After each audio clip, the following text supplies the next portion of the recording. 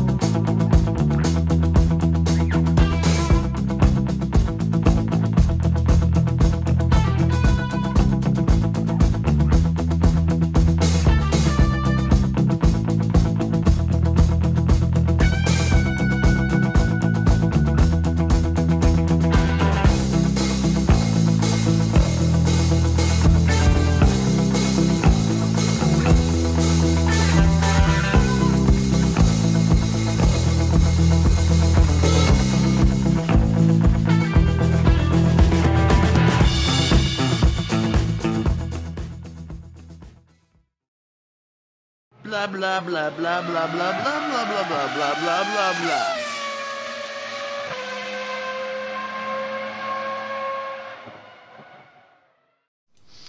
Hello everybody and welcome to I'll Tell You What TV, the unofficial Formula One podcast, where we're going to be talking about the Mexican Grand Prix.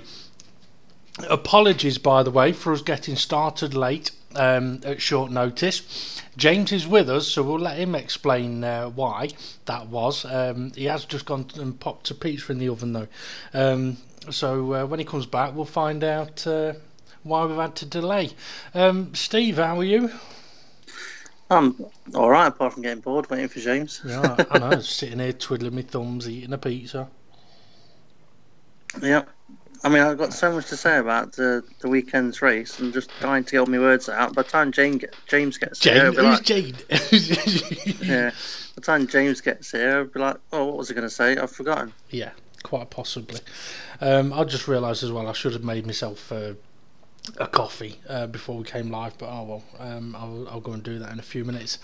Yeah, so we are going to be talking about the Mexican Grand Prix. A bit of an odd one, I think. To be honest, I don't want to go too much into anything just yet because I do want to wait for James to get back with us. So what I will say is to any of the viewers or listeners, we're going to have to do our predictions tonight for the Brazilian Grand Prix. Now we've got 4 predictions that we would normally do: pole, winner, podium and first to crash out. And then we do 2 additional predictions. So if any of the viewers or listeners have got any suggestions of predictions that we could have a go at, feel free to mention it at any time throughout the show on the YouTube chat. And then before we finish tonight, we will get our predictions done. Sounds like James has rejoined us. James, are you there? He hasn't rejoined us, it's my hearing. It's just Steve making noises. No, it's your hearing. I didn't do anything. Hey, what? Exactly. Hey. I didn't do anything. What? I did hear a noise. I heard a noise, but maybe it was in my apartment. Yeah, I'll have to check. I have had that before. So yeah. Anyway, okay. Lewis Hamilton, crowned champion. I think everybody expected that at some point. Something I was going to mention though, Steve. Well, I'm going to mention it. You watched the Grand Prix while you was here with me. On the podium, at the end of the race, or not on the podium, at the end of the race where they interview the drivers, they actually had the board ready made up with number 44 world champion. Do you think they had that with them in America? I reckon they did. They must have done. They probably had to pay to have it carried from America to Mexico. Quite possibly. Somehow get it across the border. But yeah, they'd have been made up for weeks. I'm surprised if we got it left over from last year. Quite possibly. The thing is though, it is a nice touch because I think prior to last season, when he won it in Mexico and he wasn't on the podium, you didn't have an opportunity to see or hear the champions celebrate their winning their championship. Yeah. I mean, Mexico's a strange one because of where they actually stopped for the podium. And it would have been interesting if you had won it at other circuits where they would have put the car. Because normally there's enough space in the pit lane for 3 cars wide in the little Parc Fermé bit. So it'd have been interesting to see where they'd have put Lewis if they were going to do it at America. But yeah, I'm sure they would have found space for him. But I mean, could have just done a Verstappen and ran the board over, which he did in qualifying. It's taking James a long time to pop this pizza in the oven. I wonder if that was a euphemism. Possibly, unless after last week is triple checking that he's got it on oven and not grill. Yeah, he could have a pizza where the top's cooked and the bottom's still frozen, or he's sitting there in front of the oven waiting until it cooks. Hopefully not. We have been waiting for him for an hour. So what should we talk about, Steve, before James gets here? Because we don't want to get talking too much about the Grand Prix because we'll just end up repeating ourselves. Well, there's something actually that I wanted to mention. Last week, James didn't mention Star Wars. Didn't he? Well, you know what? I'm going to send you something in our Facebook chat. Which is to do with Star Wars, actually. Let's have a look then. I would show it on the podcast, but it would mean transferring pictures, and at the moment I haven't got the energy in my fingers to do so. That's pretty awesome, but is it real? Well, that's what I thought. Basically, folks, it's a pumpkin with a Star Wars scene like carved into it. If it's real, then it's absolutely fucking amazing, and if it's not, then someone's good with Photoshop. So yeah. But yeah, so James didn't mention Star Wars at all, did he? When did I not mention? See, talk Star Wars and he appears. Last week, James, you didn't mention Star Wars once. Bloody hell, that must be a record. It must be. Right, okay, James, would you like to let everybody know, explain to everybody why we ended up being an hour late today? Yeah, what was your technical difficulty, James? Bad memory. All right. So this technical difficulty then, was it a difficulty to perform with Vicky? No. I was sat upstairs and I was like, oh shit, it's Tuesday, isn't it? And I was like, oh no. So, yeah. What time? What time was that? A minute to 8? Yeah, about 1 minute to 8. Oh dear. Oh, I don't know, James. Because I've been to see me counsellor and like not just not been with it. What's the word? Yeah. Compos mentis, I think, is the technical term. Okay, well, let's talk Formula One then, James. Something you should know a bit about. I mentioned that I think the race was a little bit of an odd one. I'm interested to know what your two guys' initial thoughts are about the race itself. Just in a nutshell, was it a good one? Was it a bad one? Was it a waste of time? Bit of an anticlimax, to be fair. Because I was expecting lots of good racing, but the further the race went on, the more spread out everyone got. And it didn't seem to. After, I'd say, the first stint, there was no significant battles, really. No significant battles. Ricciardo and Vettel and Hamilton. Significant. Well, after the first stint, there wasn't. Not really. I mean, with Ricciardo, I knew deep down he wasn't going to finish that race, so it wasn't significant. Fair enough. Oh, well, I was kind of thinking that I was going to be doing quite well for my podium prediction, but then it all went tits up. Well, Didn't yeah. I say Vettel, Ricciardo, and Well, you said Vettel, Verstappen, and Ricciardo. So you would have done quite well there. I mean, Okay, so James, Steve thinks it was a bit of an anticlimax. In a nutshell, for yourself? I think the entire season's been a bit of an anticlimax. Like, there's not been many races that we've been like, oh wow. And to be fair, I think Steve's completely right. I mean, to say that what championship decided, I think mainly Vettel is kind of just melted under pressure. And then the one race where we finally saw him back near his best, the title was way out of reach. Yeah, that is true. Right, as Mr. Snep has said as well, Steve, Hamilton, Vettel, Ricardo, Hamilton, Bottas, Raikkonen, all battles, overtakes. Yeah, up to what point during the race? Oh, that's my point. That once I would say I said first stint, but I would say up to about the first third of once the first third of the race had gone, you kind of could tell who was going to be finishing where. Apart from, was Ricardo going to get to the end or not on them tyres? Apart from Ricardo, Vettel, Hamilton, Bottas, Raikkonen. Because, I mean, Raikkonen was catching Bottas massively. But I'll get onto that a little more. You've both mentioned there about Ricardo, though. Steve said you felt that he wasn't going to finish the race anyway. I mean, conspiracy theories can go wild on this one if they like. Have you heard what Danny Ricciardo has said, though? Yep, and you can repeat it. Well, apart from the swear words. Well, I could repeat the swear words. I've not seen all of his interviews. I've seen a written part of something that he said.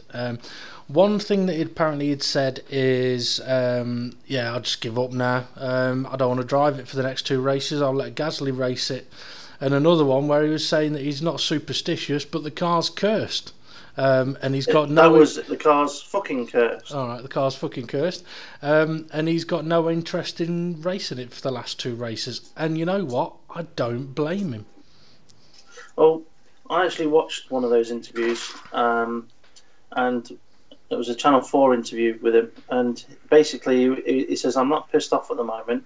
I don't see the point in racing the next 2 races because the car's fucking cursed." Yeah. Surely he wouldn't want to go out that way. But what's his chances of getting on the podium in the next 2 races? Slim to none. Yeah, slim to none. I mean, to be fair, qualifying for me was quite an exciting qualifying session. I mean, seeing the Mercs and the Ferraris struggle over the practice session, seeing Red Bull being as quick as they were. Renault started the weekend very good and tailed off, but ended up best of the rest. So qualifying for me was quite exciting, and the grid potentially would give us a great race. Unfortunately, well, perhaps not. There was a couple of things that happened. Ricardo didn't have the best of starts and got jumped by his teammate and Hamilton. But then Ricardo was very clever. He boxed in Sebastian Vettel, making it very difficult for Vettel to try and attack him and overtake him. And Hamilton was kind of cautious through the first corner. Verstappen, though, was flawless pretty much throughout the race. Another sort of all or bust kind of situation for him, but he was absolutely phenomenal. But for Danny Ricciardo... you just reminded me, sorry. Some of Max's radio footage, footage feed. I listened to some of that today on YouTube, and his engineer on the radio was going, "Purple Max sector 1, we don't need that."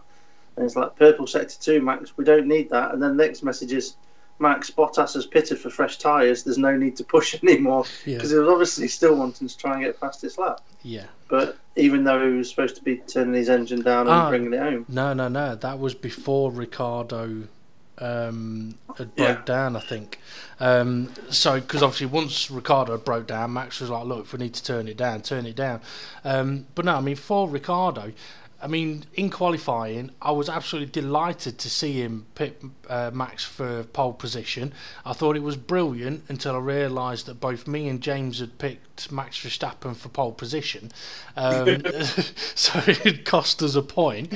But I don't know. I mean, I don't know what I would do in Danny Ricciardo's situation. I mean, it's one of those things we've talked before about.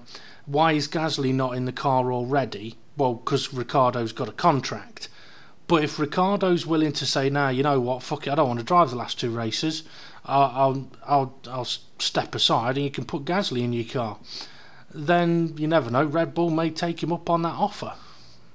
I wonder if Red Bull would actually say, "Well, how do you fancy racing in the Toro Rosso for 2 races? To give yourself some wheel-to-wheel racing, it means nothing. Points don't mean anything. All you got to do is enjoy yourself for the last 2 races in the middle of the pack." He'd probably love it. No, I think he'd just turn around and go, "No, I'm all right, mate. I'll just go hang out on the beach." Yeah. Because if Gasly did go into the Toro Rosso, are you telling me that they're going to bring Kvyat through for the next 2 races? Did put Kvyat in the car that he's signed up for next year, so yeah, bump him in. He might be busy. Might be buttering his bread somewhere else. He might be. Okay, we've all sort of hinted at the predictions a little bit, so should we have a look at how we got on? Just before we do, James... Too late, I've put it up on the screen. Oh, that's fine. James, is it on oven mode or toast mode? What are you on about, sorry? Your pizza. Oh, yeah, no, I've not put grill on this week. Okay, just checking. Right, okay. For the predictions then for the Mexican Grand Prix, Steve said once again that Hamilton would get pole. Me and James both went for Max, so no points there. Winner, Steve surprisingly went for Hamilton, and James went for Vettel, and I went for Kimi Raikkonen, and he was nowhere near the win. For the podium, Steve said Hamilton, Verstappen, and Kimi Raikkonen. Hang on. Why have I given you a point for Kimi Raikkonen? He wasn't. Oh yeah, he was on the podium. Yeah, he got 3rd, didn't he? That's why.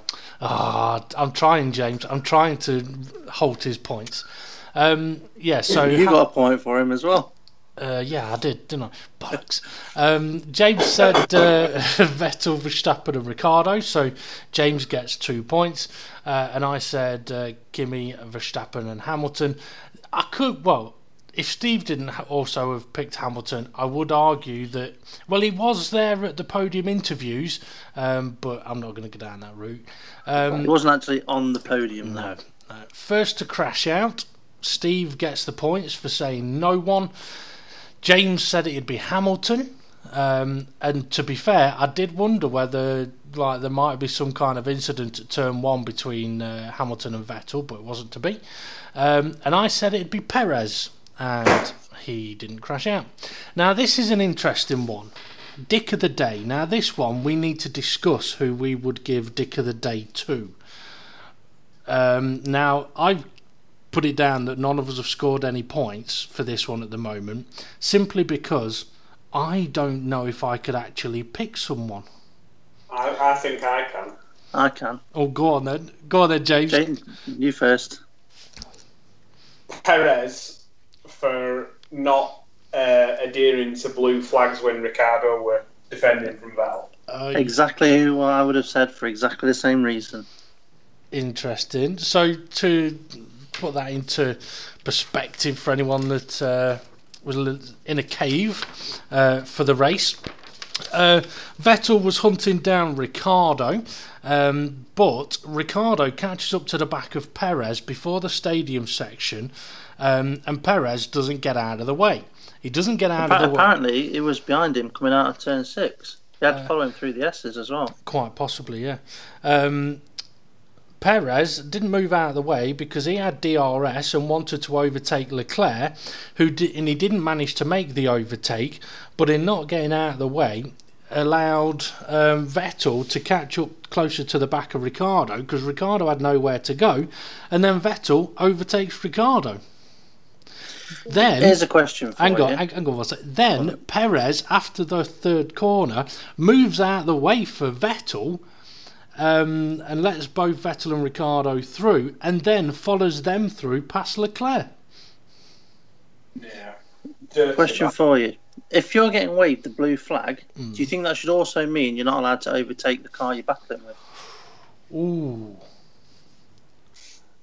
So basically, it means give way without trying to make an advantage to yourself by overtaking someone.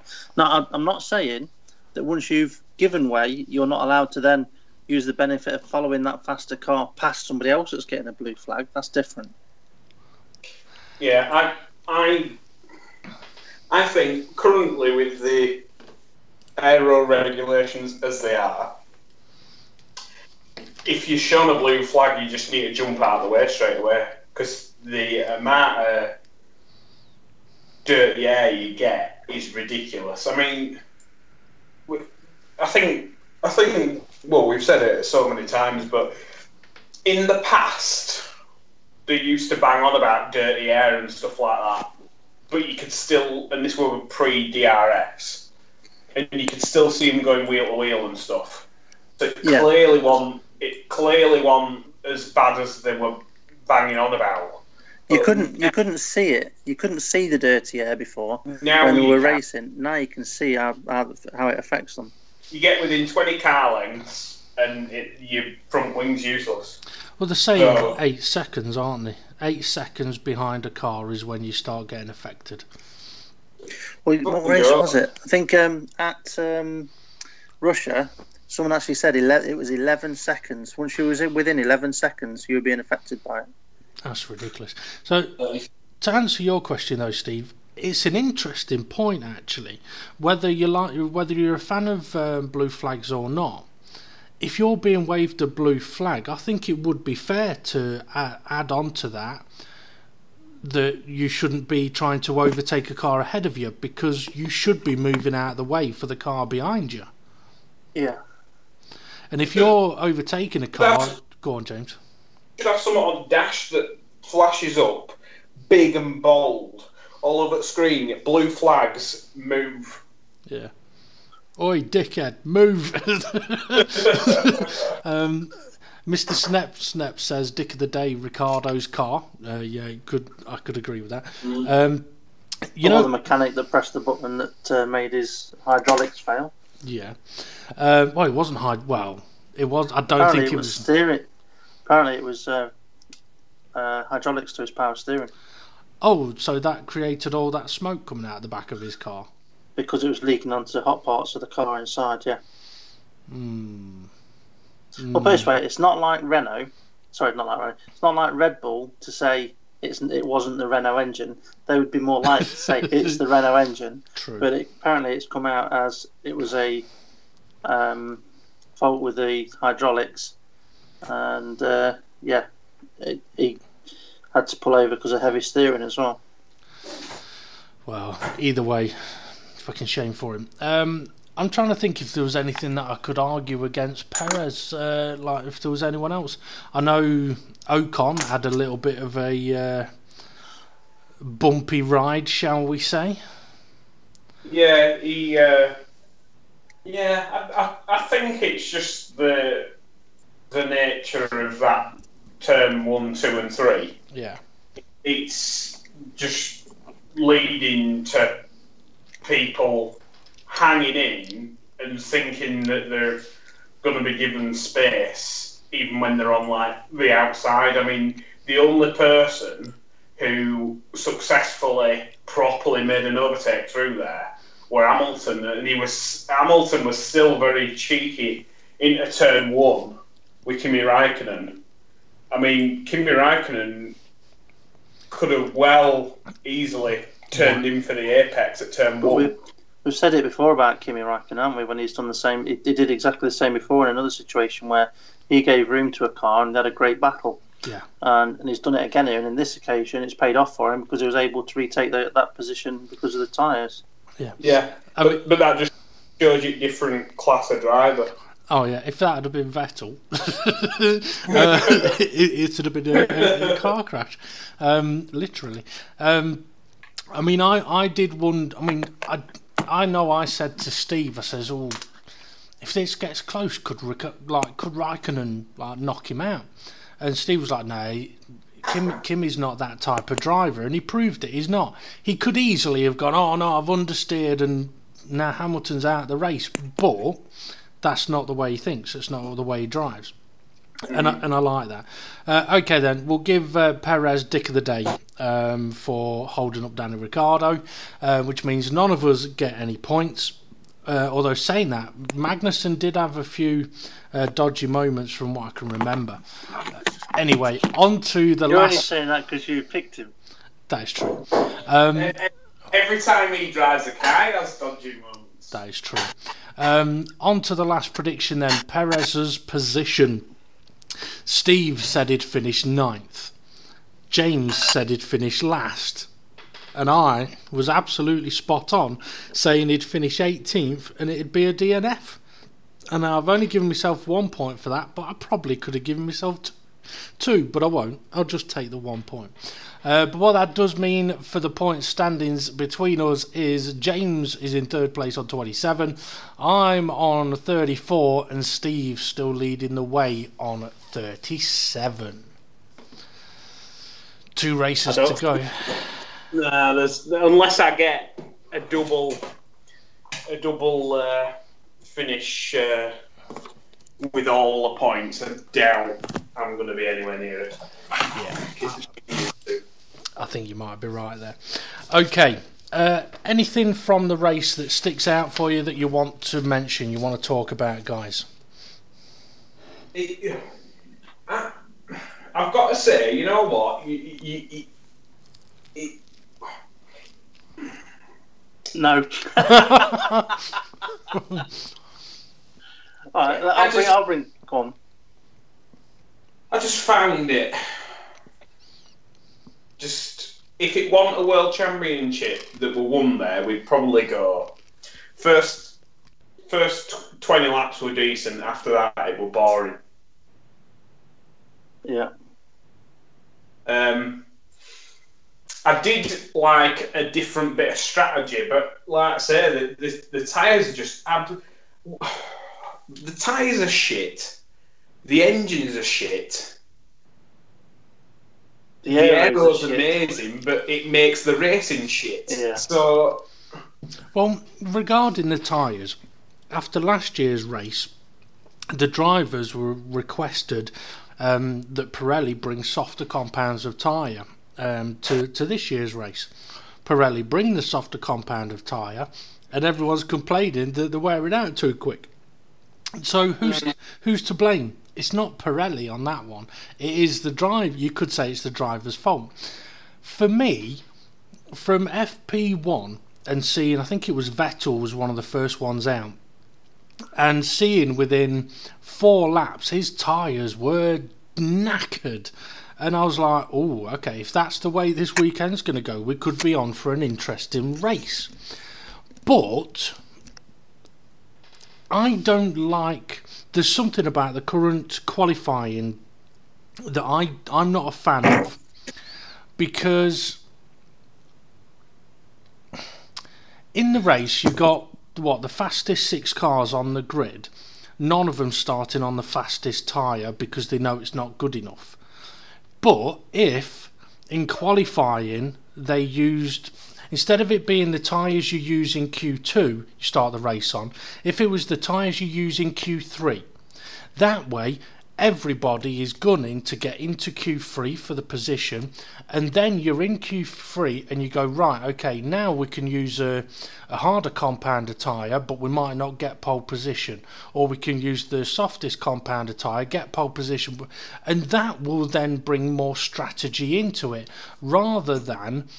That's the way it used to be. I seem to remember 2009, I'm pretty sure it was the tyres you used in Q3.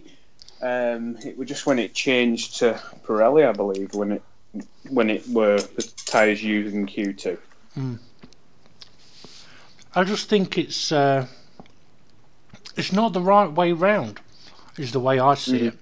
But I mean, for me, the race. What you eating, Dave? I'm eating pizza. I cooked it while we were waiting for you, but I didn't have time to eat it all. I'm going to be eating mine in a sec. Yeah. Well, the race was... It was an odd... Like I say, as said at the start, it was an odd one because there was actually quite a lot going on. And there was a lot of questions. Will Hamilton's tyres last? Will Bottas's tyres last? Will Kimi Raikkonen catch Bottas? Can Vettel do a one-stop? No, he can't. And then he sarcastically says, well done at the end, because Kimi did it in a one-stop and 40 seconds behind him. Another thing I've got to mention. I know that the Mercedes struggled, but where was Bottas? Well, I'll tell you where he was. He was 25 seconds behind Lewis. Now, normally that wouldn't be too bad. But Lewis had a bit of a shocker as well. Well, yeah. Bottas got lapped. Now, it's interesting in a way because Mercedes were not good in Mexico last year either. So I think it's just a track that they've struggled with, whether it be because of temperatures or tyres or their car just doesn't work around there. But I do find it interesting that one of the longest straights in Formula 1 and Red Bull's the fastest car around the track. And they haven't got the straight line speed. But that's all to do with the high altitude and the high aero packages and stuff like that. But for me, the big story or the big takeaway of the race for me was Ricciardo, ignoring his car breaking down, he literally spent all race catching back markers at the most awkward points, and it literally did seem like we were just watching Ricciardo overtake, like lapping cars all day long. And that for me is a big fucking problem in the world of Formula 1. Well, Hulkenberg finished 6th, didn't he? And he was 3 laps down. Because he was lapped by Hulkenberg was lapped by Bottas twice, and Bottas was a lap down. So it's the difference between the top teams and the middle and bottom teams at this race was even greater to see. Well, yeah, it's... I don't know if it's just a Mexico anomaly. It could be. I mean, the Renault-powered cars had a better weekend here than they had last year, apart from McLaren. I mean, Alonso was... Oh, hang on a minute. Van Dorn had his best race of the season. Did he actually score a point? I can't remember. No, I can't remember, but I know he had his best race of the season. Yeah. 8th place. What you eating, James? Well, okay. Well, all through practice, the McLarens were dead last, pretty much. So I can only guess that it's the engine that got them through. Yeah, I mean, you've got to say McLaren are absolute, no offence, absolute dog shit. I mean, I do not know how a Sauber, which for the past 3 years has been the shittest car on the grid, can be lapping a fucking McLaren. And McLaren have been shit, but they've never been this shit. Even with Honda, I think only the first year with Honda were this shit. Yeah. Well, they were probably saved by the fact that their engine kept blowing up and they were DNFing rather than ending up laps down. I mean, did Toro Rosso have a good weekend? I mean, Gasly started at the back again with his 8th new power unit of the season. I mean, I like I say, I reckon that Red Bull next year is going to fly like a rocket. I mean, if they can get that much performance out of a Renault engine, and I mean, beginning of this season we were saying, well, McLaren's goal is to beat Red Bull. Fucking no way. Yeah. I mean, they're not even. They might as well be in a different category. They're so shit. I mean, I seem to remember hearing something like they give up development on the car when after Spain. They just decided Spain 2001. Yeah, but I mean, they've clearly not given up on development because there's always something slightly different. But you know what, Lando Norris, good luck to him because I wouldn't want to go there. No, It makes you wonder why Carlos Sainz is going there, doesn't it? yeah, But he is. I mean, Lando Norris is young as well. But I mean, Carlos Sainz isn't old, so he's got a fair few more years in him yet. So he may be there long enough for that team to be able to turn around. thing is, it's possible as well for Carlos Sainz. It was his way of breaking away from Red Bull because he ain't getting into Red Bull. I mean, that was clear. I mean, they bypassed him when they took Verstappen on. They bypassed him with Gasly, so he knows he ain't getting into Red Bull. So yeah, if going to McLaren is his way out of the Red Bull door, then I suppose he's got to take it. But yeah. I know I saw an interview with Perez before the race, and he was asked basically the last 2 years you've been best of the rest, and you've been doing it at Force India. Could you see yourself getting a big opportunity again? He says, I don't know, I'm always hopeful. And he was then asked, would you ever consider moving to one of the other teams? And he said, I don't see the point.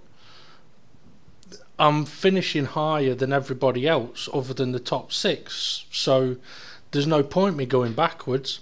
And he's right. If you're in the top 6 cars or a Force India at the moment, going to any of the other teams is a little bit of a lottery. Renault, okay, I can understand Danny Ricciardo wanting to get out of the Red Bull door as well, the Red Bull stable. It's taken a lot of pain for him to do it this year though.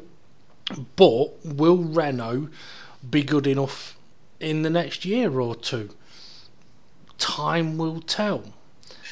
But if they get Flavio back, then it'll be great. I mean, magical, as he'd say. But have either of you watched any of Nico Rosberg's podcasts? No. He does like a 3-hour one with Flavio, and it's amazing. You can't understand a word he's saying. Puts YouTube subtitles on, and it's mental. And you still won't know what he's saying. No. But yeah, no, it's brilliant. But I was when I was listening to that, I was like, oh, getting flashbacks now to when he used to run Renault.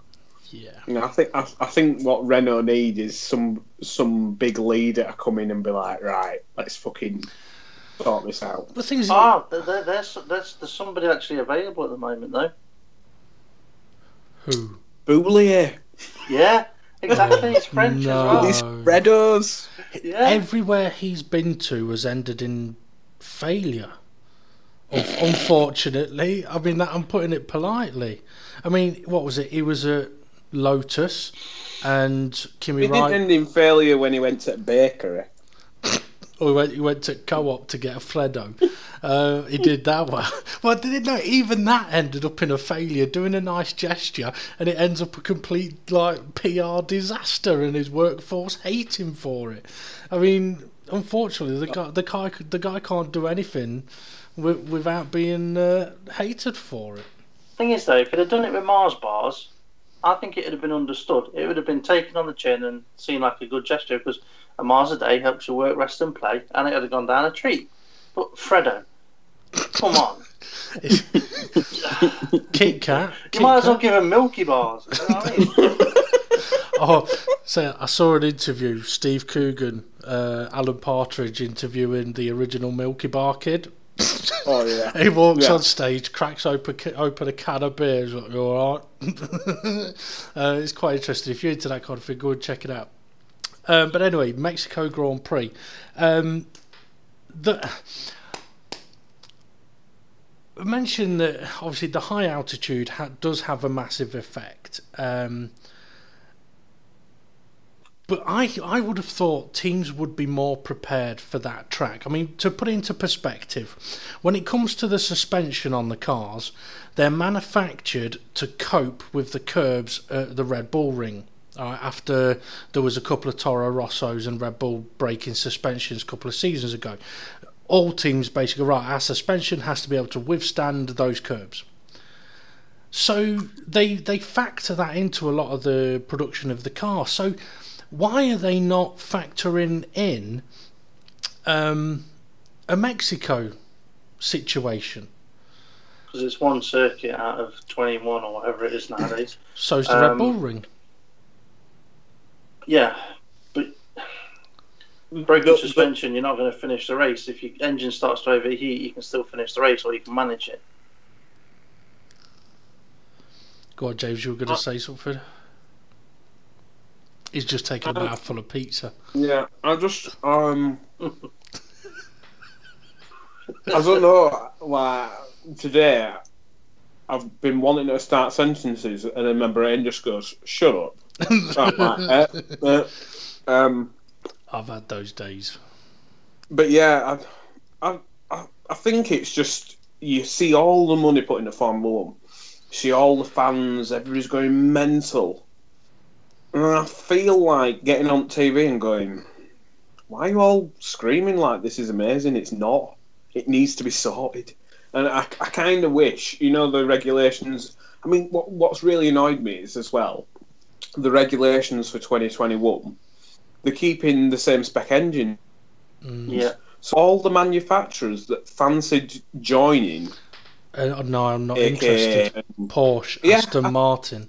Aston Martin are like, yeah, we'll sponsor Red Bull, but I don't see that sponsorship lasting long, because... No.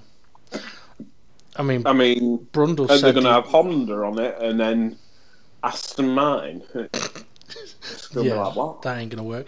I mean, I know Brundle said on commentary the other day that Porsche have disappeared from Formula 1. They were apparently showing a lot of interest, but it all depended on what the engine regulations would be.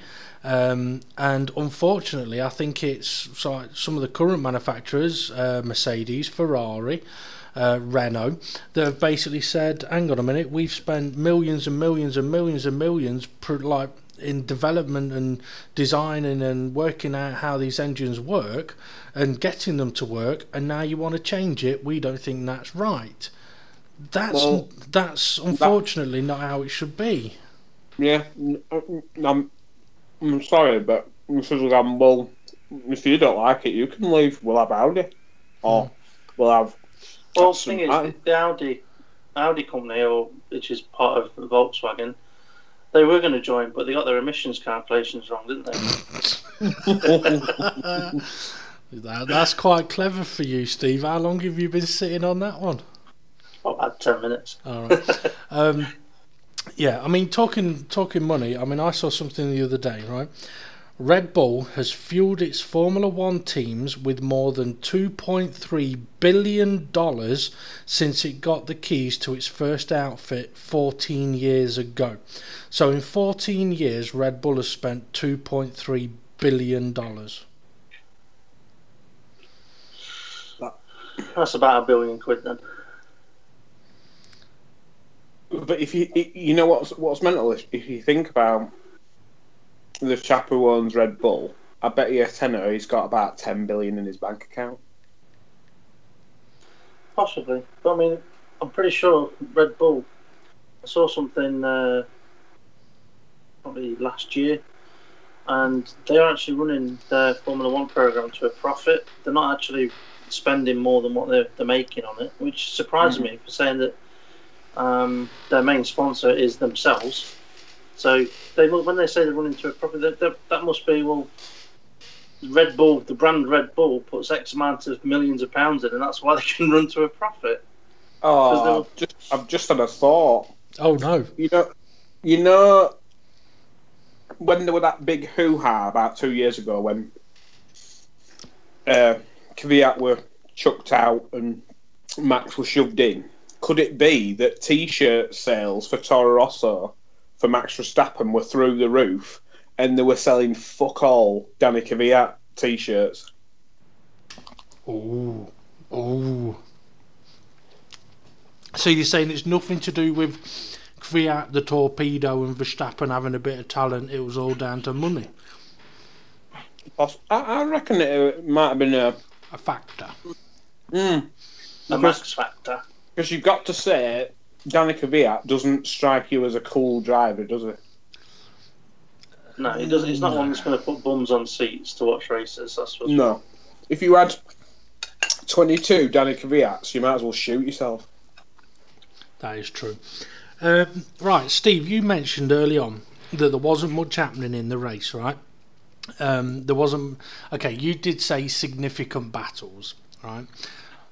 So some of these may be insignificant, but it's Formula One, and we want to see overtaking and battles.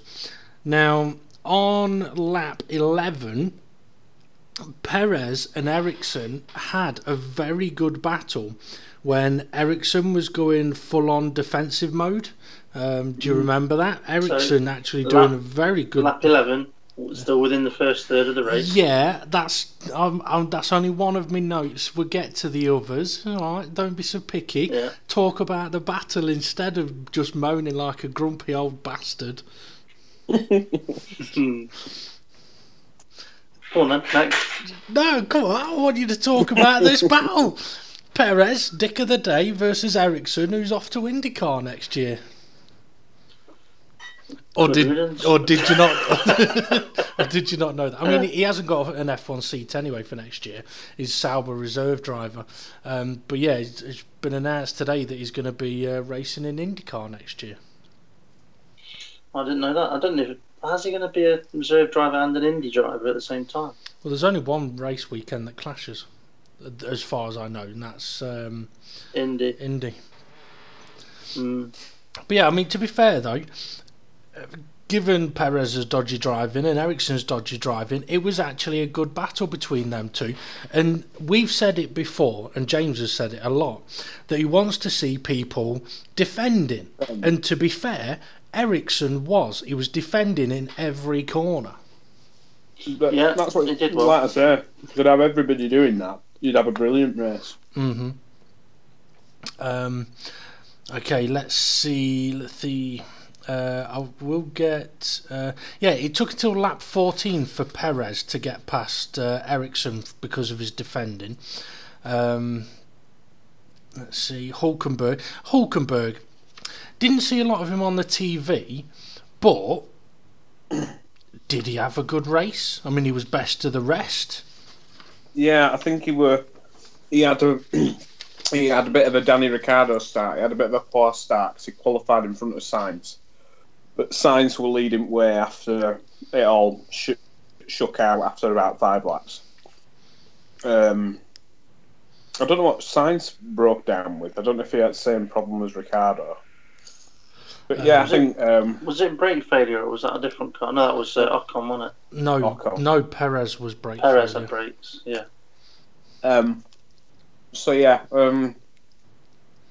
Renaults were doing a respectable job, and Hulkenberg were just fortunate that Sainz something went wrong with his car. But doesn't it seem wrong though to go? Yeah, they've done a decent job 3 laps down. Yeah. But I think that's it. It's just the gaps between the cars are just mental. Well, you talk about gaps between the cars, right? Lap 18. 10th down was very, very close. There was Leclerc in 10th, then Grosjean, Hartley, Ocon, Gasly, Van Dorn, all within a couple of seconds of each, like the whole lot of them. And to be honest, they were very, very close for quite some time. And we only saw them, I think, for 2 laps. We followed them a bit, and then it jumped on to Max Verstappen, I think, because he was pulling away from Hamilton. But I mean, we haven't really talked about how the F1 show has been put on recently. Was the show in Mexico a good show as far as what they showed, considering it wasn't Perez every lap? Showed a lot of fucking fans. I'm sick of them. Do you know what gets me though, right? I can understand they want to show the fans' reaction. I understand that. But if you've got an overtake going down into turn 1 at Mexico, and someone has only just out-broke someone, they've cut to the fans before the cars have even got to the apex of turn 1. Mm-hmm. Yeah. By the time they've gone back to the cars, if they go back to the same cars, they're coming out of Switch turn round. 3. you could quite easily have switched around again. Yeah, I mean, in those, I want to see the overtake, and I want to see if there's a chance of another car coming back to re-challenge for the position. Not let's go to the fans, because you could quite easily miss a switchback or something. So you can miss the crash and be like, well, why have they gone? Yeah, exactly. Yeah. I can't disagree with you. But what I will say is when they did kind of notice that these 6 guys were very close to each other, they did follow them for a couple of laps, which is a bit of progress really, but given that the championship is now decided, maybe we will see a bit more of the rest of the grid. Well, here's something that maybe we should do a prediction on. Alright? And I'm not saying it'd be for the next race prediction, but maybe we need to bring some stats up of what the constructor standings are. But what team will finish 4th in the constructors, or which driver will finish 6th in the constructors? One of those two. So we could try and make a prediction now for the end of the season. We could do. We could have a look at that. We can have a look at that before we end, definitely. Okay, one of my next notes here is about Max Verstappen pulling away from Hamilton. Pulled a gap of 8 seconds. Did Verstappen show his class this weekend, or was everybody else just piss poor? I think it was their car, to be fair. So good on its tyres, no one else had a chance. We're a solid start. Hamilton had a cracker. But I personally think that Max is getting a bit less hot-headed than he used to. Do you think he's maturing a bit then, compared to the start of the season? Yeah, I mean, how old is he? 20. I think 21. No, he's at his 21st.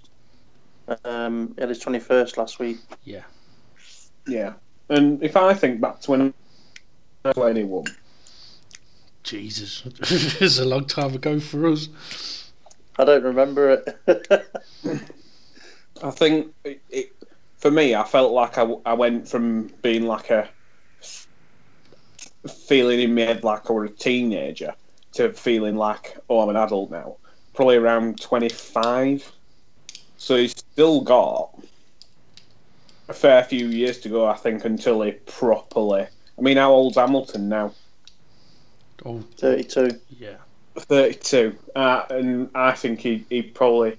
Maybe not even fully in 2014, but I think from 2015 onward, you saw less and less mistakes from Hamilton. Yeah. Well, interestingly, you say that, actually. I know last week Mr. Snep asked us who would win between Verstappen and Hamilton in the same car, in equal cars. And we talked, or I know I talked about how Hamilton is much more mature in the way he approaches a battle, a fight, given the current situation. And he showed that at turn 1, at the start of the race. He could have attacked more, but he knew if he did, there's a massive risk. So he doesn't need to attack more. He can just cover the position, keep second place, and see how he gets on from there. Whereas if it had been Verstappen in the other position, there's a good chance he'd have gone for it and may have ended up with a collision. But that's down to those extra 10 years that Hamilton's got on Verstappen. I mean, that is for sure. But also, I mean, could Verstappen be... Well, I was going to say, could Verstappen be a little bit like Vettel was? If he gets out front, he's gone. You're not beating him. But the difference is Verstappen can race wheel to wheel. Yeah. I mean, we've seen a few dodgy moments from Verstappen, but if I were to put a bet on between Verstappen in the same car as Vettel, going wheel to wheel with Hamilton or Raikkonen, I know I would put my money on. I'd definitely put it on Max Verstappen over Vettel. Yeah. I mean, Vettel on his day is solid as well. Yeah, but when he's not on his day, he's like a fucking crumble. I like crumbles though. Maybe a rhubarb one. Okay, yeah, that takes the biscuit. Right, okay, Steve, just to argue against you a little bit more, lap 25, Leclerc having a battle with Magnussen, Van Dorn having a battle with Gasly, plenty insignificant. Insignificant, but action nevertheless. Let's see, lap 31 was when Sainz's car stopped. Were you guys surprised with them bringing out the VSCs for Alonso's car and Sainz's car and Ricciardo's car, actually? It's like they've listened to us and said, "Oh, we don't want safety cars anymore." But I personally, I think I prefer to just see a proper safety car. Really? Yeah, I think I would, especially there, especially when it were like. I think I'd be more prone to throw a proper safety car than a VSC. I'd only throw a VSC if it were like a tiny bit of damage. But if there's a full car, I'd just throw a full safety car. Thing is, are you saying that though because you would have liked the pack to have been? Yeah, I want Right. to bunch back up so I can see a bit more action. You see, now I can understand that argument, but that's not what the safety car's for. Yeah, the safety car is not there to bunch the pack up to create action. That's just. But I can understand why they didn't pull out a full safety car, because where the cars were stopped were not on the circuit. So the circuit didn't need clearing. It was the safety of the circuit and the marshal's safety. But does this mean that whenever there's a safety car anywhere on any circuit that needs pushing away a little bit, it's going to be a VSC and not just a double wave yellow? We're never going to see double wave yellows anymore? I didn't know the safety car needed pushing away. You know what I mean? You know what I mean? The damaged car. To be fair, yeah, I think double wave yellows will be just defunct because there's no point, is there? Yeah. If you can throw a VSC, there's no point. I mean, the thing is, when you look at it, why was the VSC brought in? Because of Jules Bianchi, and that was double waved yellows, and they didn't work because drivers didn't respect them. Whereas with a VSC, they have to respect it because it's something that the stewards can regulate, and if you break the regulation, you can get a penalty.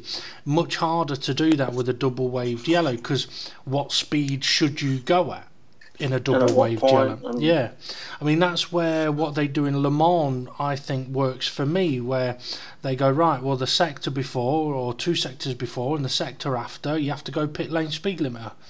So and that for me works, and that's something that I thought may get introduced into Formula 1.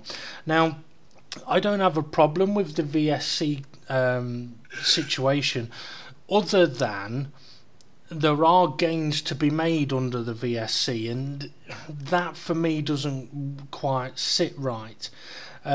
So I would much rather see something, even if it's a VSC, but the race gets going when the leader gets back to the position he was in.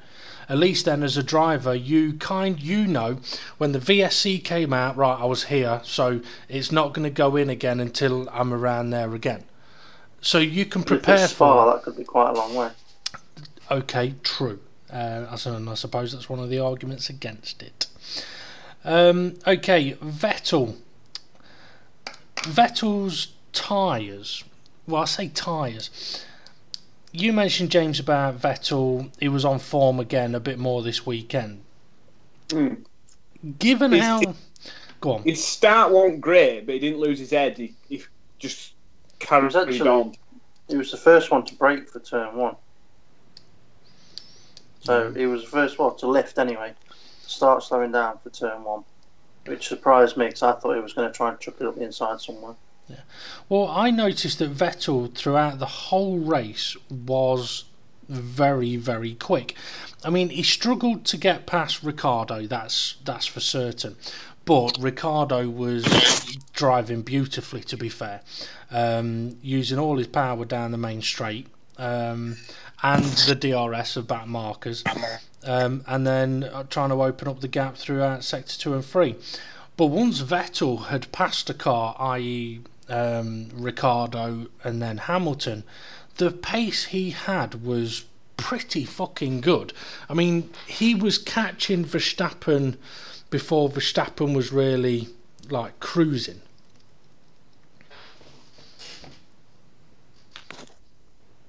And your point is? My point is that he had a very good race. I mean, he couldn't win, but yeah, I think he's got a point to prove to a degree. I mean, I don't think he's racing for his seat at the moment. He should be. Well, I mean, I know we all sort of said last week that he probably should be. But Steve, you mentioned something about a statement that was brought out by Ferrari today. Yeah, I've not read it. I know you have. I saw a statement, saw a headline about how they backed Vettel or something. And that's all I know. And I asked you about it, and you said you'd read it. So what did it say?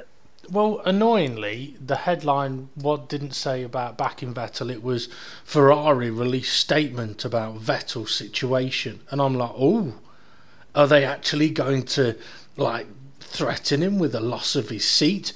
And no, it was Arriva Bene basically saying there's been difficult times. But we've still got a Constructors' Championship to fight for, and he believes that Sebastian Vettel can help him accomplish that. And it was like, oh right, so it wasn't really anything out of the ordinary then. It was just what you'd expect. Yeah, there's a title to go for, let's keep trying. What do you think though to Vettel going into the Mercedes pits? Well, I want to see what James thinks about this. If you know about it.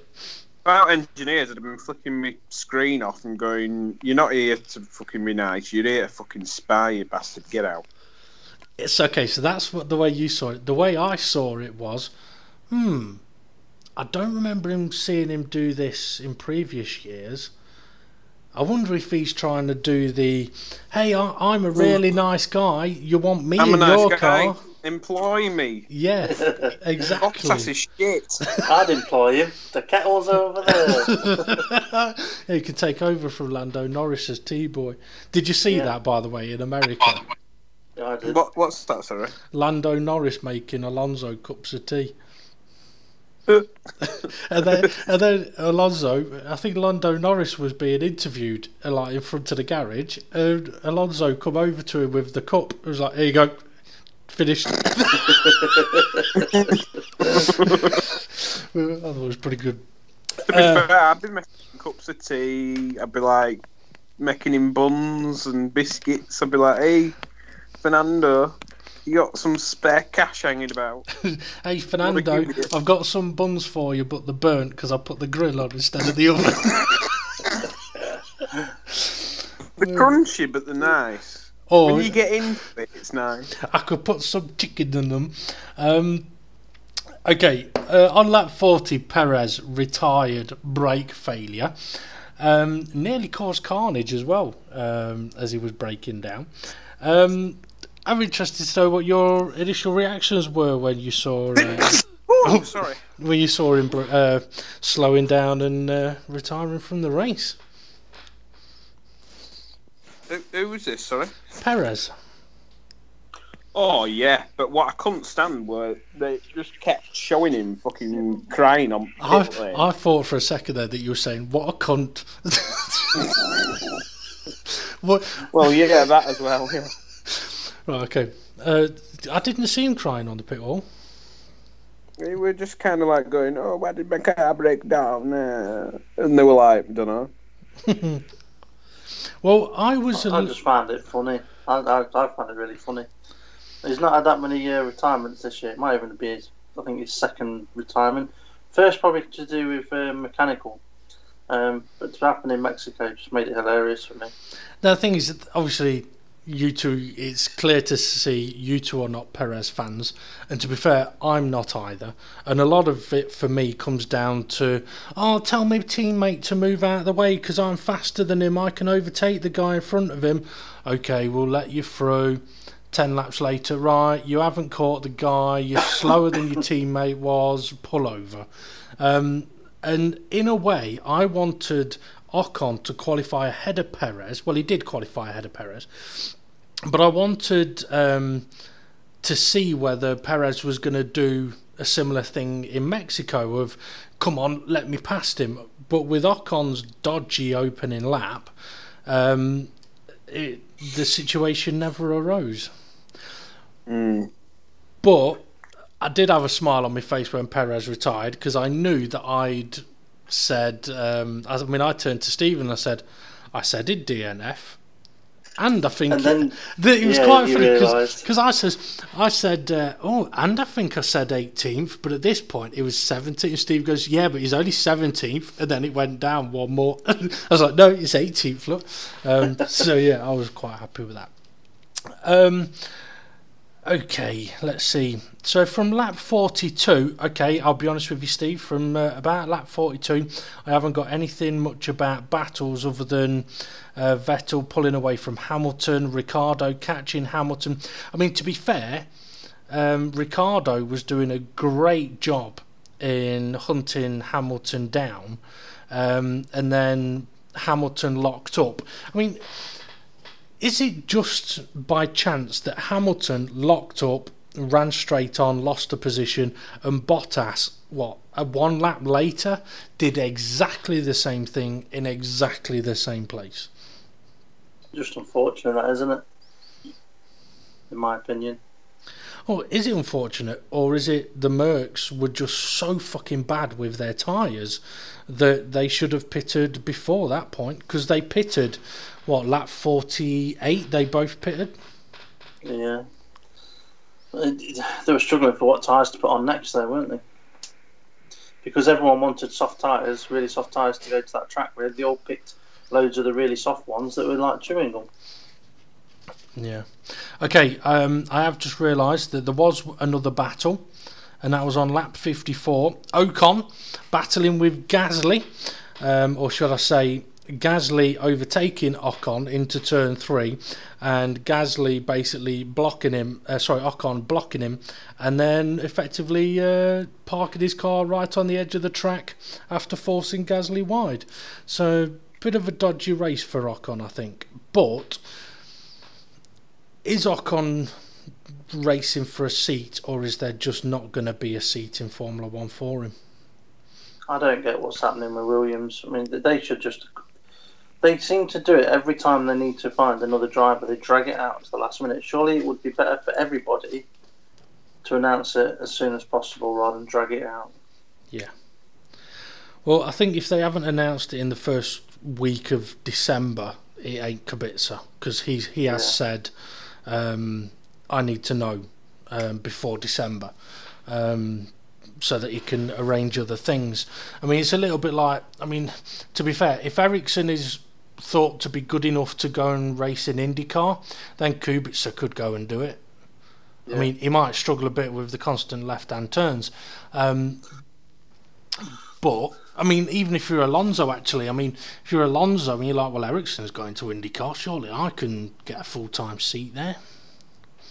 Yeah, there's plenty of other non-Honda engines there. Yep.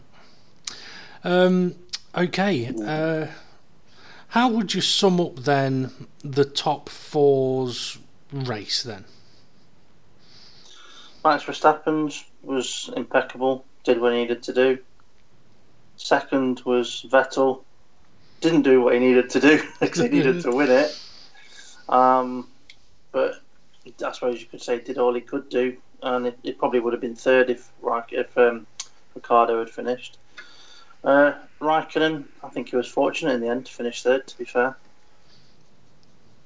Just down to other people's misfortunes. James, your thoughts? Hamilton, yeah. As I say, Hamilton just needed to get some points, didn't he? So he did what he needed to do. Yeah, I'd say it's the same. Only I think the pace of the Mercedes was just a bit surprising, but I think it's just an anomaly with being so high up with the altitude, but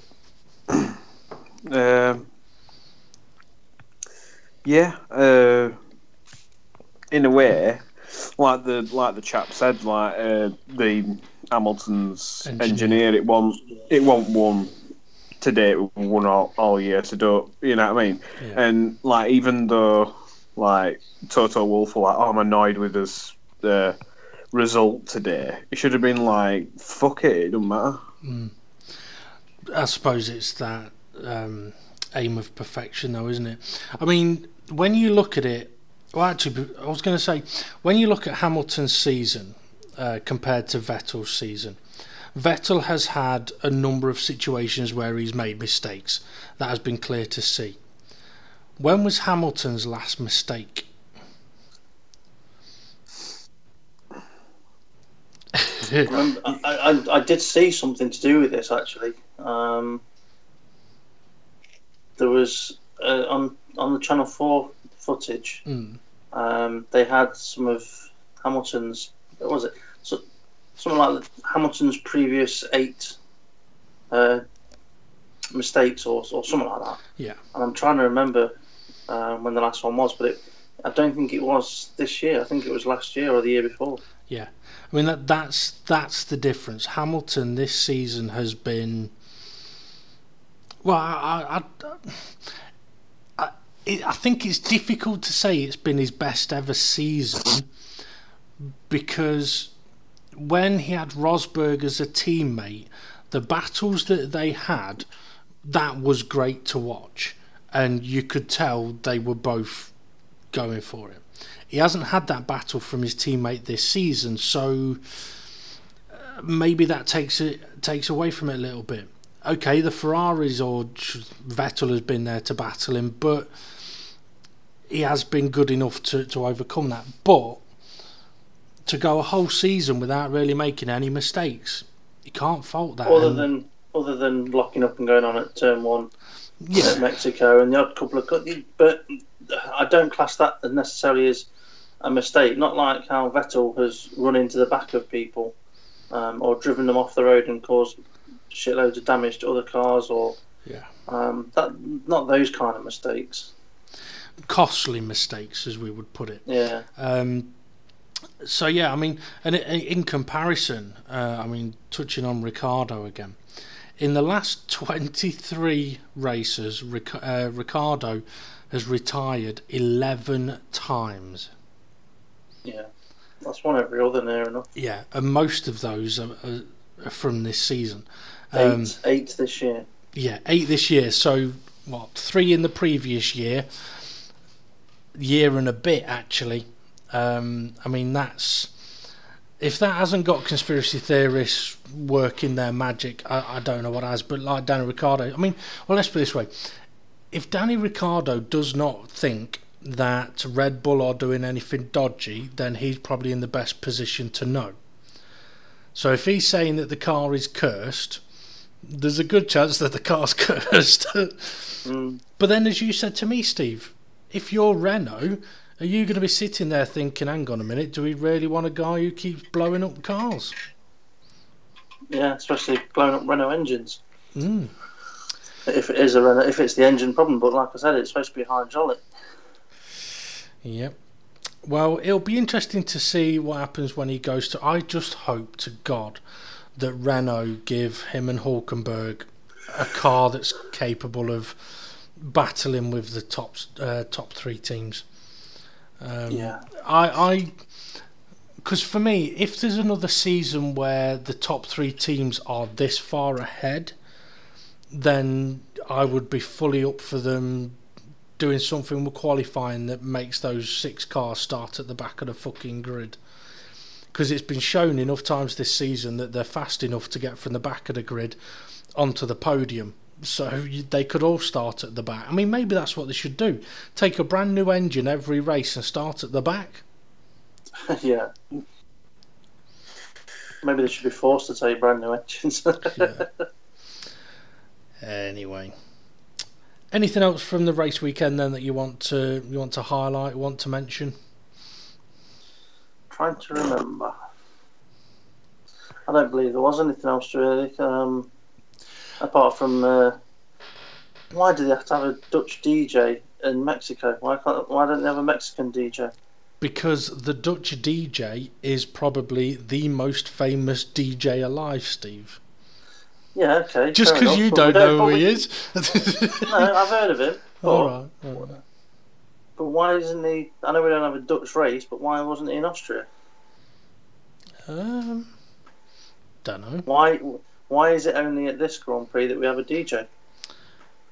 I do not know.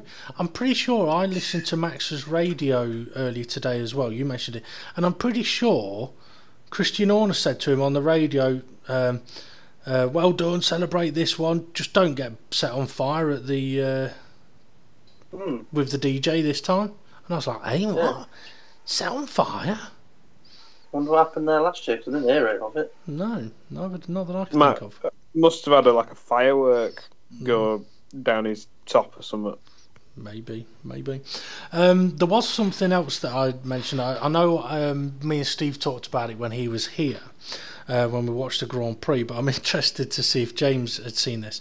James, from before the race, you know, on a Thursday the drivers tend to do like a few media interviews and stuff like that.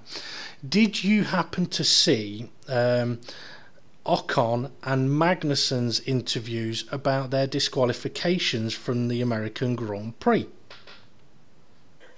I think I did, but I can't quite remember. I think Ocon didn't he just brush it under the carpet and go, but I don't know what Magnussen said. Right, yeah. Ocon basically said, well, there's not a lot we could have done about it. There was a problem with the settings, and we used too much fuel. Nothing we can do about it. Magnussen, who used 105 kilos, so used too much fuel, he turned around and said, well, the race should be 3 laps shorter. I did fuel saving and still couldn't make it to the end without using too much fuel. So yeah, I think it's ridiculous. The rule's a joke. They should reduce the race by 3 laps. To which Ted Kravitz, basically with his co-commentators, basically said, I don't agree with that. I think he's talking out of his rear end, basically. Everybody else got to the end without using too much fuel, so I'm not going to take much notice of Magnussen on this occasion.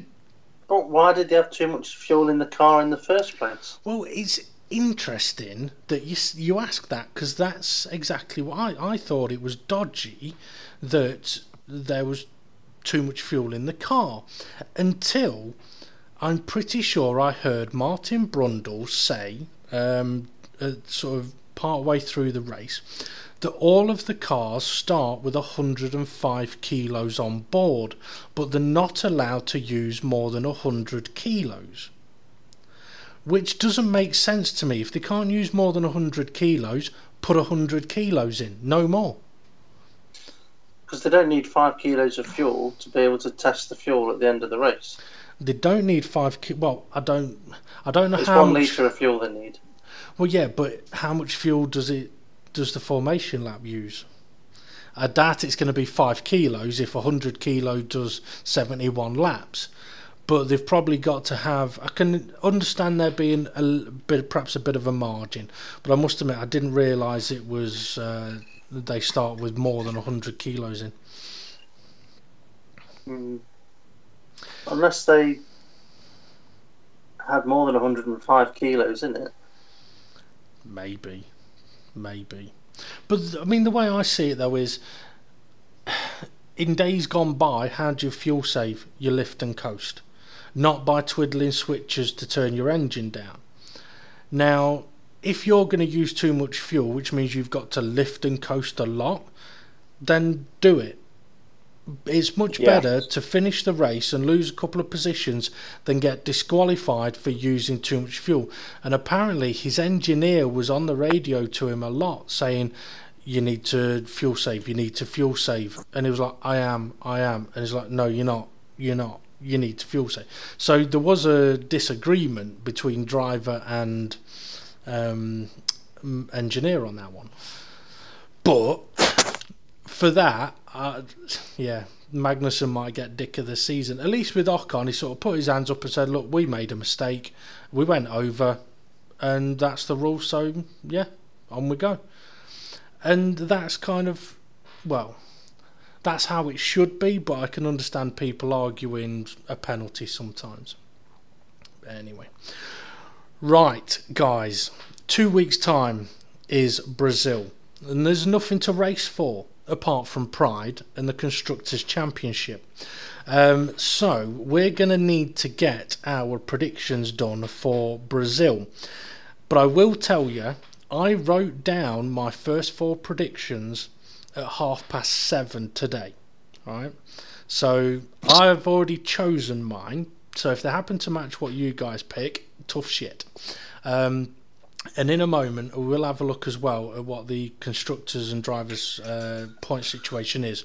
So I'm going to want your predictions then for Brazil, starting off with.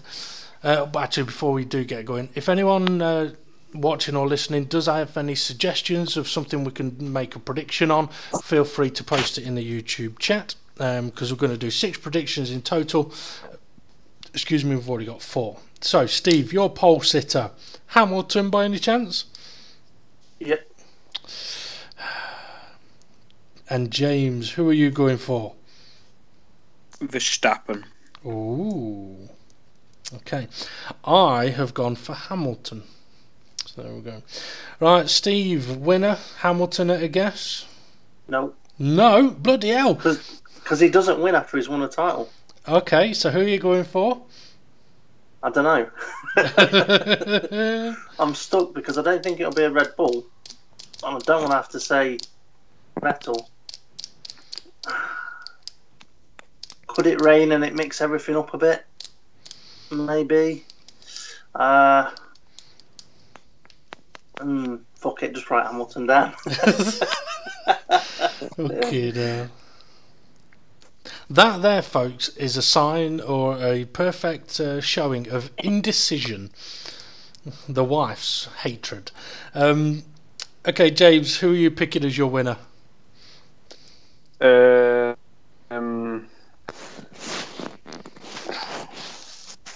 Max Verstappen. Oh, he's going for pole and the win. I've gone for Bottas.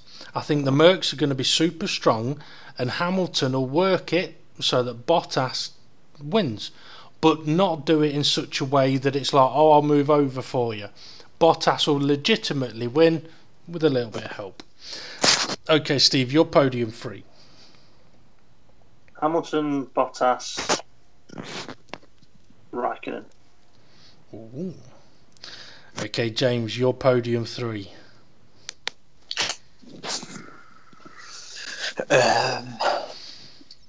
Verstappen,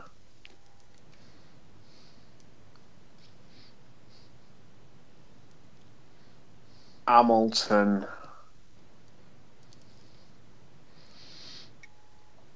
Vettel. Now, I've gone for Bottas, Hamilton and Vettel, but something I will say is I wouldn't be surprised if the Red Bulls end up having to change engines at the next race. I'm not saying I know anything, but Danny Ricciardo probably will. No, it was hydraulic. It doesn't matter. I wouldn't be surprised if he ends up with another engine in the car. I could see them starting near the back. Okay, first to crash out. I'm going to say no one again, because that scored me points when I've said that. Okay. James. What's this, sorry? First to crash out. Go. Grosjean. You could tell he went on his best behaviour this week. Oh, he had to be, didn't he? If he'd have got 2 points on his licence, which effectively you can get 2 points for almost anything, because it's usually 3 points you get, he was getting a race ban. Now, because he got through the race cleanly, 1 point actually comes back off his licence, but that still means in Brazil he's got to be careful, because if he gets 3 points on his licence, he gets a race ban. But if I remember rightly, another 2 points come off after Brazil. So if he can get through Brazil, he might be all right. If he has a shocker, he might be missing Abu Dhabi. Okay, first to crash out. James ain't going to like me for this one. I'm going for Hulkenberg. He normally has a good run at Brazil. He does, but I had to pick someone, and that was the name that popped into my mind. Okay, we're going to need 2 predictions then, guys. So throw in your suggestions of what we can do a prediction on. We could do Dick of the Day again. We could do pretty much anything you like. What about who will finish 4th in the race? So you got your podium and 4th, or you could be last classified position, as in last runner. No, I'll tell you what. I'll tell you what. I'll tell you what. Who will be best of the rest? Okay, so it could be they could finish 4th because 2 cars from the top 6 might not finish.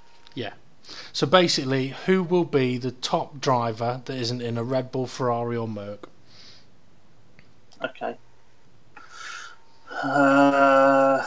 Hulkenberg. I'm going to say Hulkenberg as well because Dave said he'll crash out. Okay. Someone's losing points here. Who the fuck am I going to go for then? Edgy bets both ways in Hulkenberg. No, you know what? I was going to say Leclerc, but he's not been firing on all cylinders lately. I don't know if it's a car problem or what. He struggled a bit in qualifying. I think it was Ericsson out-qualified him, didn't he? I think he might have done. But so I'm not going to go Leclerc. Gasly's going to start from the back, so I'm not going to go for Gasly. You know what? I'll go Sainz, Hulkenberg's teammate. Interesting. Okay, we need one more. One more prediction. Don't they normally have a novelty flag waver at Brazil sometimes? But if we make a prediction on it, they probably won't, will they? Well, I don't think they usually do. I know they have done in the past, but I think after the problems at Canada, I don't think they'll do it again, will they? Probably not. Okay.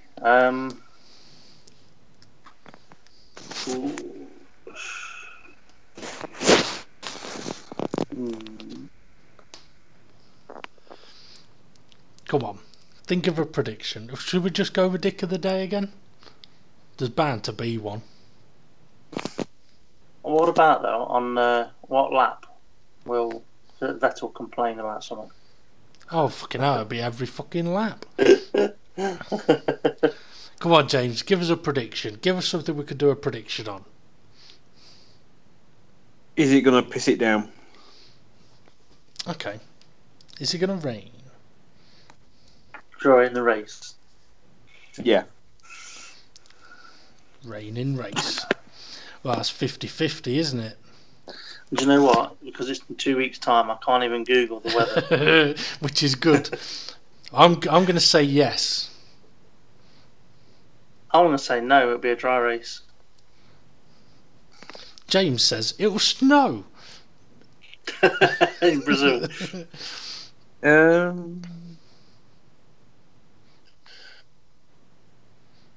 Yeah, sod it, yeah. Okay, so for James then to get maximum points, which he needs Max to get pole and the win, Max to finish first on the podium, Hamilton second, Vettel third, Grosjean to crash out first, Hulkenberg to be best of the rest, and for it to rain. And you know what, James? If all of your predictions are right, you would get a lot of points and Steve would only get 1. Nice. Basically, you'd get 10 points. I'll tell you what then. James, right? No, it's too late. Answer. No, it's too late now. James would get 10 points, and you, Steve, would get 1. Well, I was just thinking, give James that option to get 1 more point extra than me. I'll change my Hulkenberg answer. You might disagree. You might change that because you need the 1 point to stay ahead. Right. Okay. So that's Brazil predictions done. Is there anything else, guys, that you want to mention regarding Formula 1 or Brazil or anything else? Well, because Brazil's in 2 weeks, are we doing a podcast next week, or are we having a break for a week? I think we'd probably be better off asking James this question. James, are you going to be here next week?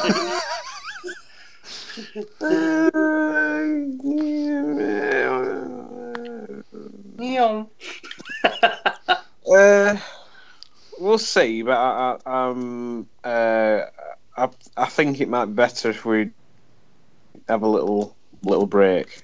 Okay. So I can get my head back in game. Did you notice as well on the Sky broadcast that it might have been in the qualifying session that Crofty did mention that he's been asked all week if it was him that did the meow in America. And him and Brundle were laughing about it, and they were basically saying no, it wasn't either of them, and it wasn't Johnny Herbert, and it basically wasn't any of the Sky crew, because it was on the FOM feed. But I do still think that Brundle knows who it was. It's just the way he sounded when he was answering the question sounded like, yeah, you know who it was, because he was saying, well, the person who's done it hasn't admitted that they've done it, and it was just the way he spoke. It was like, yeah, you know who it was. There was something else I've just realised I wanted to mention as well. Do you remember when Force India were up for sale, and there was the group Rich Energy that were interested in buying Force India? They have announced themselves as Haas F1's title sponsor for next year. Yeah, should look quite good, but I've never had one of the products. No, well, Ted on Sky said, I've never heard of it, heard of the drink, and I've never seen it in Tesco's, and they sell every kind of energy drink. But I know when we looked on their website, it did seem to be a little bit of a poshish energy drink, if that's right.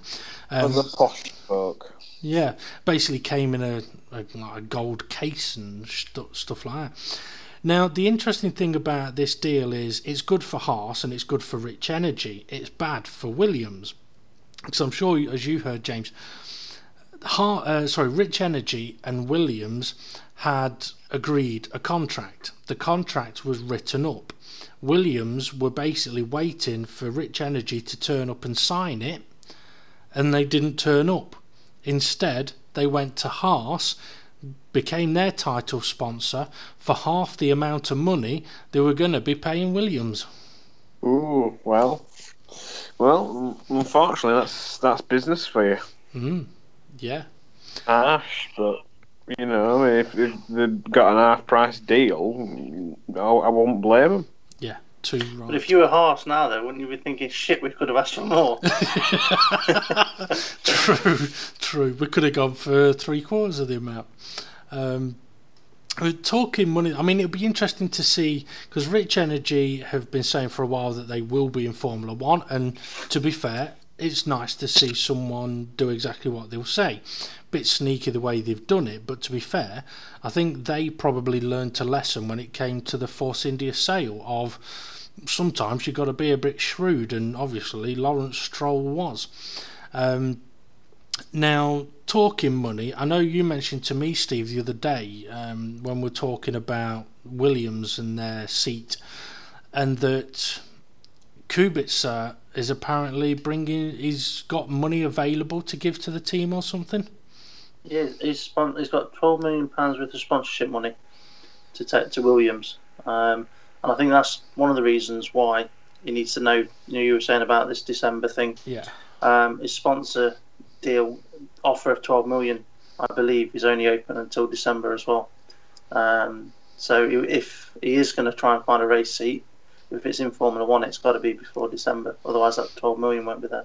And the thing is, if Williams need more than 12 million, I mean, I think that, well, if they need more than 12 million from him, surely he could say, well, look, you confirm me in that seat and sponsors will come. Yeah. Well, just to put this into perspective, Stroll, his first season was 35 million. I think it was 50 million over 3 seasons or something. But yeah, his first season was 35 million. Well, it's a sad state of affairs when a team like Williams need money. I mean, to be fair, a lot of the teams do, but for a team like Williams to be in that situation, it's not good. Well, you say that, but it's always been the situation for Williams. It's just the way they get the money nowadays is different, because in a way, previously it was, okay, the money's coming in from sponsors that have come directly to us. Yeah. Whereas now they have to say to their drivers, if you want to drive for us, you need to bring sponsors. Yeah. And that's the way it works. Wow. Doesn't end up great for the sport. But anyway, right. I think that's about us done, isn't it, guys? I believe so. Only thing I'm going to mention is Star Wars. No. You know, we did like I think it were in off season. We did like a podcast, and we were talking about like his favourite video games and stuff like that. And we were saying that like most video games nowadays don't seem to have like a story or anything. I've not been tempted in the past ever to nip out and buy a video game, but the more and more footage I'm seeing of that Red Dead Redemption 2, I am kind of like itching to go buy it, because I'm like, that seems like something. How much of it is cutscene footage, and how much of it is real game footage you've seen? It's if you see it, if you watch any of the footage, the cutscenes are within the gameplay, so that the cutscenes are, you can move about within the cutscene. So well, if you want to see a bit more about it, it'd probably be a good idea. I mean, there'll be people doing live streams of it on YouTube and stuff like that. Because I mean, I know a few people that have got the game, and literally all they've done for the last 4 days is play the game. But I mean, I know with the first Red Dead Redemption, I didn't really know much about it, but then when I saw it, I was like, that could be interesting. But up until 2-3 weeks ago, that was still at £50 for a game that's quite, well, in gaming world, is quite old. Whether that'll come down in price now, I would think it will because of the new game, but I don't know. But for a game to hold its pretty much full value for as long as that did, it either means, one, the game is really good, or two, the game isn't that good and they need to bring in as much money as they can. But I couldn't tell you which one of those it'd be. But from what I've been seeing, or should I say from the amount of people on my PlayStation friends list that's like Red Dead Redemption all night, it would appear that it seems to be quite good. Yeah, I mean, I saw some gameplay and it like there were like a group of cowboys, and like they'd walk over through snow towards a barn, and they're saying like, we need like shelter, but we think that these people in this barn are a bit shifty, so we might have to end up killing them just to get the barn so we can survive. And so you know, the character that's like taking you to this place goes, right, you hide somewhere, and I'll knock on the door and see if they'll let us in.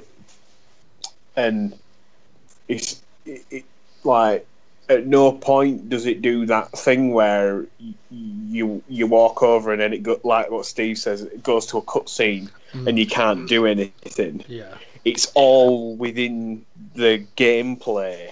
Oh. It's like seamless. Yeah, and I kind of, I mentioned donkeys ago when it was PlayStation 1 and there were Star Wars Episode 1 game, and you could go to like Tatooine and like wander around and people would like say stuff to you, and it, for its day back on PlayStation 1 it was quite like groundbreaking really. And just, I mean, I've never been like a massive like cowboy fan or all like that, but that kind of when you think about it, that kind of era, back in the day, obviously the Western movies were big and they had their heyday. I could, like the resurgence in like comic book movies. Yeah. I could see a potential resurgence in after the popularity of the video game. I could see a resurgence in like Western gritty West. Well, the thing is yes, there could be. Well, I know I can't remember if you've seen it yet. A Million Ways to Die in the West. Yeah. Yes, that's the way Westerns have gone at the moment. And to be fair, it's a brilliant Western and it's a brilliant film. It's just you've not had sex with your fiance yet. No, we don't believe in sex before marriage, but she's a prostitute. Or when they're in cabin and his dad goes, and he goes, "That one came out my penis." Yeah, it's it is a brilliant film. So yeah, maybe it could end up kicking off a film. The thing is, games have done it before. Tomb Raiders, Hitman. What else? There's plenty of them about. In a way, it still gets me that other than Rush, nobody has been able to make a decent Formula One movie. Now, I think it mainly comes down to sports don't really tend to work. I suppose it's the making what you're showing seem real. I've watched some. I'm trying to think of it like NFL films, things like Any Given Sunday, or I'm trying to think of the names of them, but films like that where Final Yard, or the one where Last Yard, or whatever it's called, Mean Machine, where they're in prison, and they work their sports brilliantly. But I do think when it comes to things like racing in Formula One or football, it's much more difficult to achieve. Yeah, I think they've got to dumb it down for the average person who is not into that particular sport. Yep, that is true. Right, okay, if we're done, guys, I think it might be time to just say goodnight and get ourselves rested and ready for Brazil. Aye. Okay. Right, well, to all of the viewers, thank you for listening in. Hopefully you've enjoyed our podcast. Make sure you check out our other videos and hit your like and subscribe options to check out when we're next live, which will be by the sounds of it in 2 weeks' time for a review of the Brazilian Grand Prix. Actually, before we go, sorry to be a pain, you wanted to have a look, Steve, at the constructor standings and driver standings at the moment. Yeah, well, to know who was currently in the best of the rest and what teams like to finish fourth. Okay, so best of the rest at the moment is Nico Hulkenberg on 69 points. And he's ahead of Sergio Perez, who is on 57 points. And then K-Mag on 53. And Alonso, surprisingly, in 10th on 50 points. So not doing as bad as recent races would show. But yeah, it looks like it's between sort of Hulkenberg, Perez and Magnussen for best of the rest. Although saying it, probably just Hulkenberg and Perez really for best of the rest, with there being 12 points between them. That's 12 points for quite a lot, though, saying they're not going to be scoring many points per race. Yeah. Okay, in the constructors, Red Bull are on 362 and Renault are in fourth on 114, and Haas are on 84. What I'm interested, Force India, right? Force India, since they lost all of their constructors' points, have scored 47 points, and that puts them ahead of Williams, who have got 7, Toro Rosso, who have got 33, and Sauber, who have got 36. So Force India aren't doing too bad. They're not going to get anywhere near Haas and Renault, I don't think, but if they have a good couple of final weekends, they could pass McLaren for 6th in the constructors. But Williams, you mean they could pass Alonso for 6th? yeah, they could. I can't believe Williams have only got 7 points. That is disgraceful. But yeah, so Renault, let's see, what are they, 30 points ahead of Haas? Yeah, that's secured them pretty much, isn't it? I'd be tempted to say so, yeah, because Renault seem as though they're still doing well, whereas Haas have... Magnussen's not had a sort of very solid race for a while, so I don't know whether Haas have focused on next year, but Renault are still pushing or not. But yeah, any thoughts on those situations, James? Not really, but I think, like what you said, like it's just disgraceful that Williams are only on 7 points. I mean, out of all that money and all that sponsorship, they come away with 7 points. Yeah. I mean, that's less than half a point a race at the moment. I mean, if you look at where they finished in 2014, it's took them 4 years to go from second best team. Or was they second best team? Or they did win it. They won a couple of races, didn't they? Well, yeah. Well, they were basically finishing behind Mercedes, weren't they? With Bottas and Massa. Yeah. So yeah, they've gone from being like second best team to last in 4 years. I mean, that's just fucking joke. That is not a good turnaround, that's for sure. Right, okay, well, let's see what happens in Brazil then in 2 weeks' time. So yeah, come and make sure you come and join us for that. Dave Harp saying quick hello, guys. Hello, Dave. You're joining just as we're leaving. I hope all's going well at your apartment, and I hope you called your cat Woody, by the way. Anyway, have a good one, folks. Enjoy the rest of your week, and don't let the winter weather bite you too hard. See you again soon. See you later. Blah blah blah blah blah blah blah blah blah blah blah blah blah blah.